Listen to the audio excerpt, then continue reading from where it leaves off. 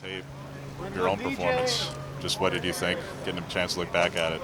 Looking back at the film, Yeah, looking back at your own self. I think we played well as a whole unit, offense, defense, and special teams. I think we all came out, we put a huge emphasis on those things throughout the week, and I think we just came out and executed as a whole.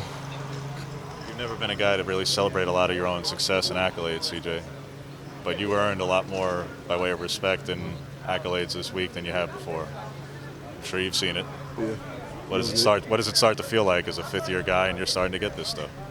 To be honest, it's not something I really like to look into or like feed into. It's nice and all, but I understand the bigger goals at hand that we have here. To be honest, all I want to do every week is just come out there, practice hard every week, and just be the best I can for the team on Saturdays. Where does some of that come from? That mindset, that mentality that you have? I think it's kind of something that's been instilled in me since I was a little kid. My dad always he's kind of driven that mindset of don't worry too much about the praise or the outside noise. Same people that can pat you on the back for doing good can, as soon as you do bad, they'll talk bad about you. So either way, I don't really look into it, good or bad. I just try to play hard regardless. Mario was talking about how this week, how you guys prepare and ultimately play is going to determine if you're a great team or a really good team. Mm-hmm. What's the mentality, the vibe been like with you guys, just knowing that you got to stay on your game against this team? I think we know that. Coaches definitely hit that home while we was watching film about the game, telling us the same thing that they just told you. And we buy into that. We feed into that all major league. We know in order to be a great team, everybody's going to be looking at us to go out there, still be focused on the win against Ohio State and come out there lackluster against the team. But no, our focus is on Stony Brook. We're going to treat them as if they're any other team. Prepare for them hard and play them hard. What are some of the things that you've seen from Stony Brook, just in from an early look standpoint? They're not a bad team. They're not a bad team at all. They do. These dudes is crazy. They do things. They do some things in the defensive side of the ball. That we're gonna have to make adjustments to. So coaches are doing a good job putting together a game plan. It's just up to us to execute. Can you say about Dawson Jaramillo's development and just his ability to come in without really having played much prior to this year and playing in some big moments for you guys? I think it's a true testament to those guys he has in front of him. Those other guys, Alex, Ryan Walk, Stephen Jones.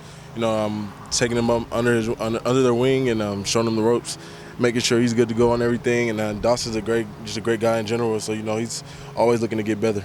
Can you tell the depth of the offensive line has improved because they're playing still more and more guys as the year has gone on and the rotation's expanded a little bit? Definitely. Coach Mirabal does a great job always getting those guys ready. Every single one of them, he treats them all the same. There's no rankings over there. Everybody, he expects everybody to play hard and play as well as those guys starting.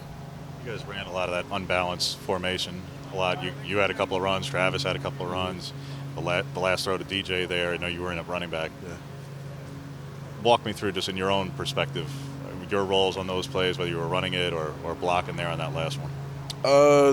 To be honest, every play as a running back, we want to think as if we're scoring. So that's how I like to look at it. Coach Mastro does a good job telling us that. See no failure is something that Alvin Kamara uses. He picked up on it. He's been telling us a lot. So every time we get handed the ball off, we're looking to score.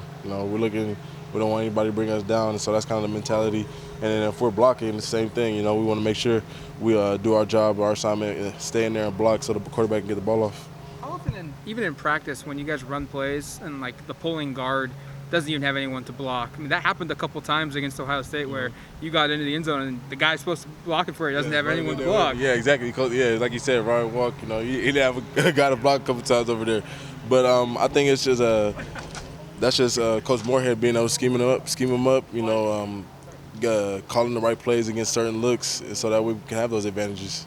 Talking about the offensive line rotation, obviously having a bunch of different guys in is something that Anthony has to deal with as a quarterback, but you're running behind those guys. What's that like for you, just seeing that you could have that rotation and those changes? It's amazing, because all those guys they step up to the playing field when it's time to go. When their number's called, they're ready to play. So I have no problem running behind any of those guys on the offensive line. I'm very confident with all of them. What's it like having a guy like DJ able to make just big plays on both sides of the ball? Man, DJ's a real character. He's funny, but a real hard-nosed football player. Comes out here, works every day, very hard worker, you know, and like you said, he can do anything. Both sides of the ball, he's gonna make a play for us. You were talking during preseason about how you put a lot more emphasis in the offseason on mobility and taking care of your body. Are you feeling the kind of benefits of that? Oh, most definitely. You know, I definitely take the extra time to come in, whether it's after practice or after a game, before practice. Make sure I come in, get loosened up, go see the treatment staff, you know, get certain kinks worked out before I go out there practice or game. Are you like feeling better when you wake up on a Sunday now? Oh, most definitely. Growing up, CJ, growing up in Japan in particular, just what that experience was like for you.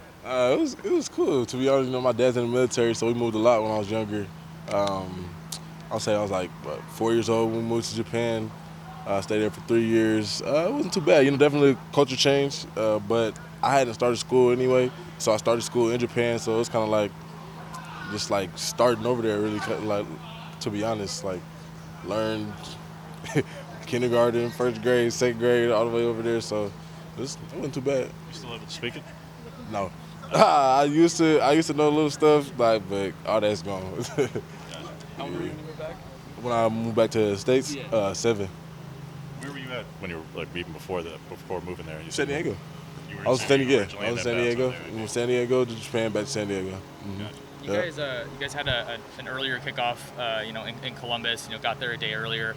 Now you kick off a little later at 4:40. How does that change things for you from a preparation standpoint? To be honest, we prepared the same. You know, we prepared the same regardless. We're a morning operation here anyway, so you know, for us, we're used to getting up early. The late start will just be, you know, give us more time. You know, get treatment, get stretched out, or whatever it is. But preparation, that from that standpoint, nothing changes. What was growing up like with military family in particular?